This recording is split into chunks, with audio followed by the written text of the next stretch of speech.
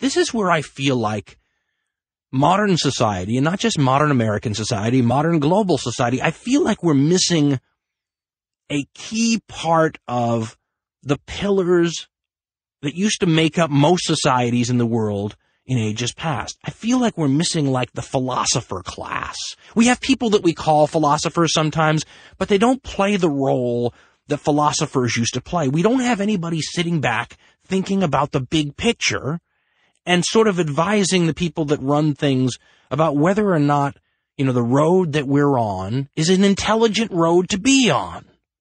And we don't have anyone who can sit there and go, all right, if you don't want to end up at this terrible destination that we all agree is terrible and that none of us want to go to, we have to put in speed bumps and roadblocks and detours that prevent us from doing what human nature and the political dynamic are going to force us to do unless we consciously try to avoid it. You're going to have to put legislative roadblocks, ladies and gentlemen, in place to prevent the direction we're going from being the destination we end up at. And let me just give you one right now. You want to change everything, make everything safer and better right away? Define what a terrorist is legally. Define what can be called a terrorist in the law. Who can have those extreme, super constitutional laws applied to them? And you can't just say that because that'll be made too broad. You have to say it can't be somebody bringing a video camera into an agricultural facility to film downer cows.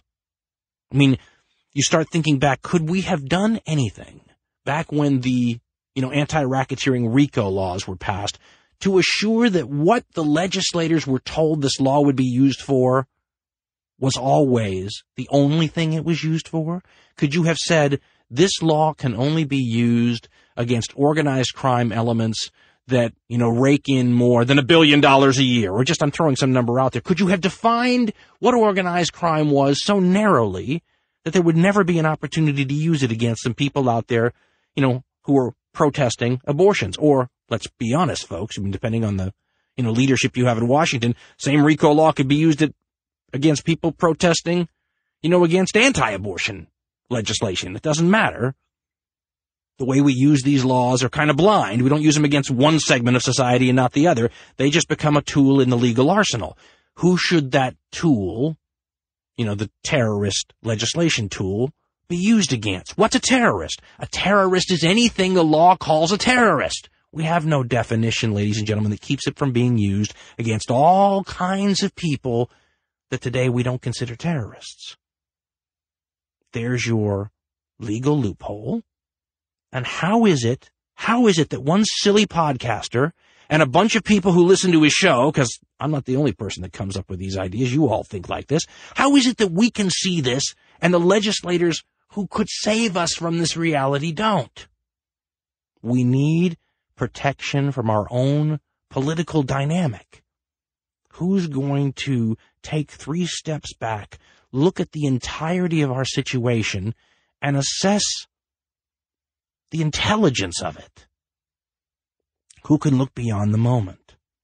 Because we have a long history, not just in this country, but as a human species, of only being able to see 5 feet in front of our eyes as a people. We do things over and over and over again, completely predictable, completely understandable things, given the heat of the moment, that we then regret later. What we face now is so long-term, so unending, and so potentially damaging that we may not have the chance of ever looking back and saying, like we do with the internment of Japanese Americans, for example, in internment camps during the Second World War. Boy, did we overreact then. Boy, we never should have done that. We'll never do a mistake like that again. Are we ever going to have the chance, ladies and gentlemen, if things get worse and worse and worse on this terrorism, scale, to look back and say, boy, we really overreacted during that whole terrorism thing? Because the Japanese Americans got let out of those camps when the Second World War was over. When is terrorism going to end?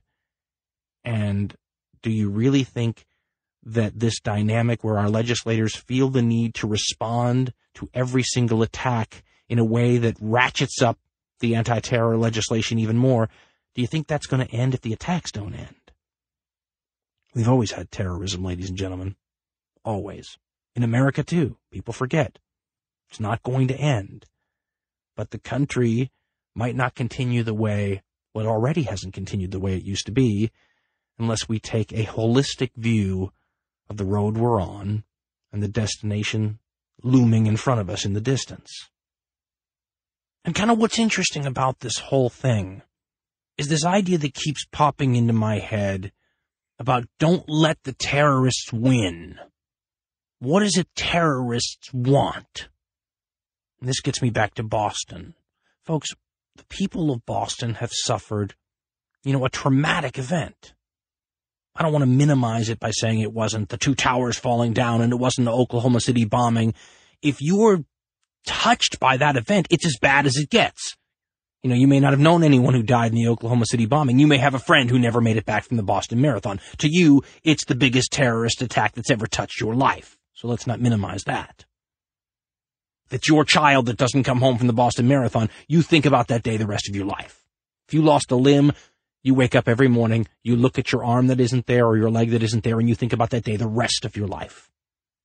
If you're a first responder and you helped, bleeding, wounded, screaming people, you got a taste of the stuff that our soldiers get in places like Iraq and Afghanistan that traumatizes their nightmares for the rest of their lives sometimes. You can get a little or a lot post-traumatic stress disorder from doing that. In fact, so can the people in the crowd who weren't physically impacted by those two bombs at all. They've had their sense of safety in a public place shattered forever. The entire city got a chance to feel what it was like as authorities locked it down and went block to block, and everyone, sat on their hands in trepidation waiting to find out if there were more bombs in other places that were going to go off and waiting to hear from loved ones who they knew were at the Boston Marathon. This is the fear that is the very root of the word terrorism. This is what they want to do to us. And there's a very different sort of feel to a terroristic attack than another tragedy that isn't so willfully motivated.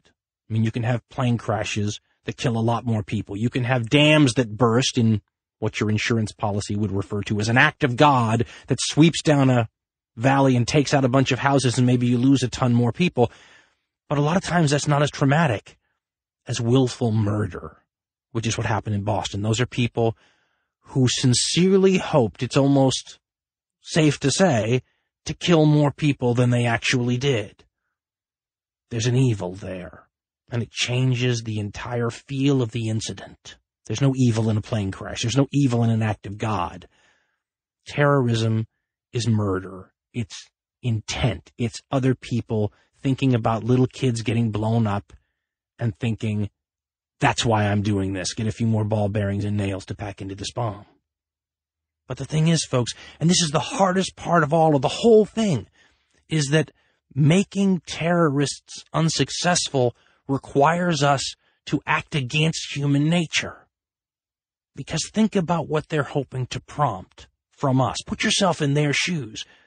To them, the worst thing that could come out of one of these attacks is that we don't do anything. They're hoping for overreactions. They're hoping we take measures that hurt us. And isn't that the irony of the whole thing? There's a boomerang effect where our anger and our pain cause us to lash out and create new laws and restrictions and reduce rights and reduce the sort of protections that terrorists have because they're terrorists, without realizing that the terrorists aren't sitting around in their safe houses somewhere going, oh man, they passed more anti-terror laws. Those laws hurt us. The terrorists don't care. Most of them don't expect to live through, what's going on anyway. We lash out at them in our pain and our anguish, seeking to hurt them and make them pay. But the people we end up hurting all too often is us. Who did we hurt with things like the Patriot Act? Who do we hurt when we talk about, as President Obama and Congress was talking about, no Miranda rights for these people? When people like Lindsey Graham and others are talking about treating these people who are American citizens on American soil as enemy combatants, do they really hurt the terrorist? Or do they allow the terrorist actions to hurt America? And in our pain and anguish and suffering, it's pretty normal to be blinded, to that bigger picture. Terrorism wins because humans respond in a predictable, understandable, knee-jerk way. That's built into the idea, folks. If you don't do that, well, that's really how terrorists don't win. But that's a very, very, very difficult thing to do when you've just lived through what people in the city of Boston have lived through. You don't want to be seeing the ironies of how anger and pain and suffering and a desire for retribution backfire. You want payback. And that's a very human way to react.